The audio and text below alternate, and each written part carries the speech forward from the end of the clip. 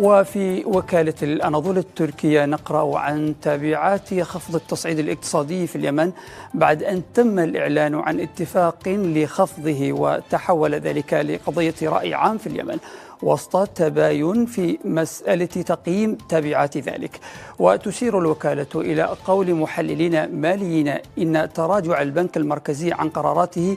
امتثالا لاتفاق خفض التصعيد سيؤدي إلى إضعاف وضعه في القطاع المصرفي وقطاع الصرافة لصالح البنك المركزي في صنعاء التابع للحوثيين. وبعد هذا التراجع لن تستجيب البنوك ومنشآت الصرافة للبنك المركزي في عدن، ولن تتم موافاته بالبيانات مستقبلا، وعليه لن يتمكن من ممارسة وظيفة الرقابة على البنوك. ولفتت الوكالة إلى توقع المحللين الماليين أن ذلك سيؤدي إلى تمكن بنك صنعاء من